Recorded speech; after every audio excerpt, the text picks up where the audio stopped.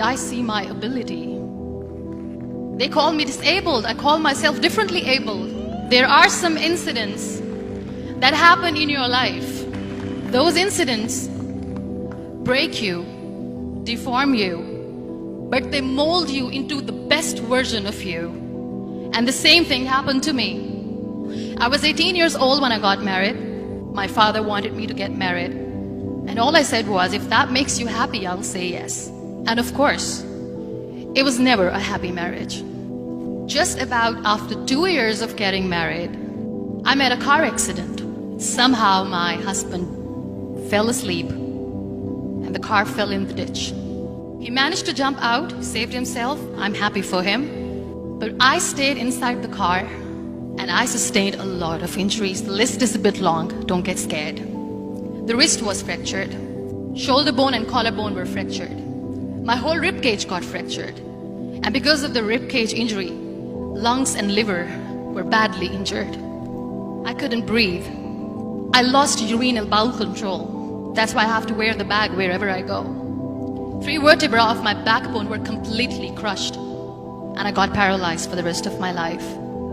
I finally ended up in a hospital where I stayed for 2.5 months.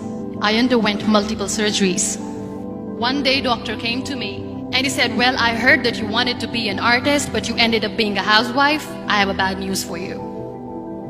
You won't be able to paint again because your wrist and your arm are so deformed, you won't be able to hold a pen again. Next day, doctor came to me and said, your spine injury is so bad, you won't be able to walk again. Because of your spine injury and the fixation that you have in your back, you won't be able to give birth to a child again. That day, I was devastated. I asked my mother, why me? And that is where I started to question my existence. Why am I even alive? And that is where I realized that the words have the power to heal the soul. My mother said to me, this too shall pass. God has a greater plan for you. I don't know what it is, but He surely has. And in all that distress and grief, somehow or the other, those words were so magical that they kept me going. One day I asked my brothers, I know I have a deformed hand, but I'm tired of looking at these white walls in the hospital and wearing these white scrubs. I'm getting tired of this. I want to add more colors to my life. I want to do something. Bring me some colors, bring me some small canvas. I want to paint.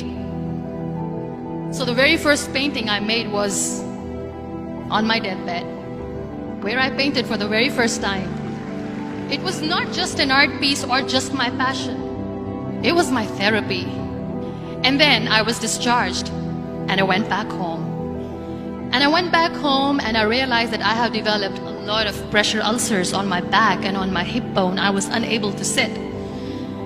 There were a lot of infections in my body, a lot of allergies. So doctors wanted me to lie down on the bed straight for not 6 months, for not 1 year, for 2 years.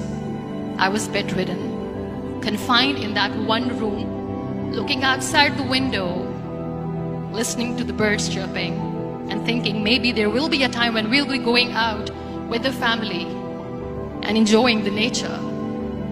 That was the time where I realized how lucky people are. That is the time where I realized that the day I'm going to sit, I'm going to share this pain with everyone to make them realize how blessed they are, and they don't even consider them lucky. That day I decided that I'm going to fight my fears. We all have fears. Fear of unknown, fear of losing people, fear of losing health, money. We want to excel in career, we want to become famous, we want to get money. We are scared all the time. So I wrote down one by one all those fears. And I decided that I'm going to overcome these fears one at a time. You know what was my biggest fear? Divorce. I was trying to cling on to this person who didn't want me anymore, but I said no. I have to make it work.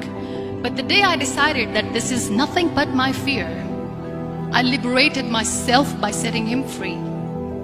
And I made myself emotionally so strong that the day I got the news that he's getting married, I sent him a text that I'm so happy for you and I wish you all the best. And he knows that I pray for him today. Number 2 was, I won't be able to be a mother again. And that was quite devastating for me.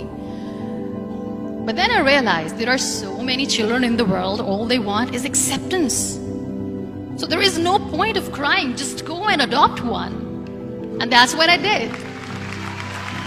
People think that they will not be accepted by the people because we, in the world of perfect people, are imperfects.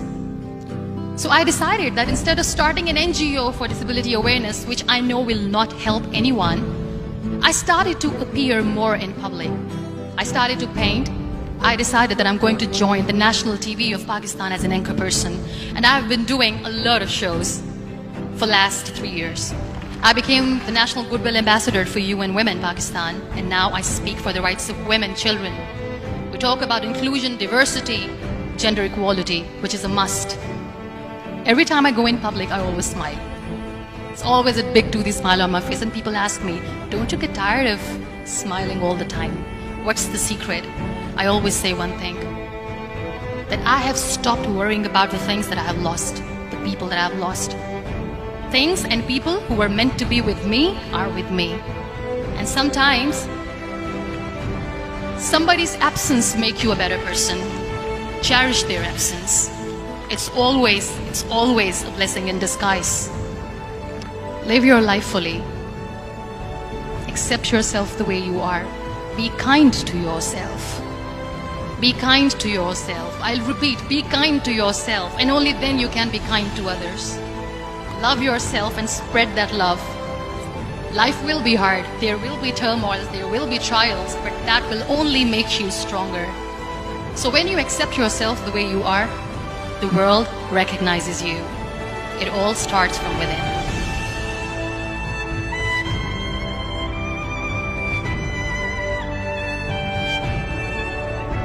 இந்த video உங்களுக்கு பிடிச்சிருந்தா மறக்காம subscribe பட்டனை அழுத்துங்க.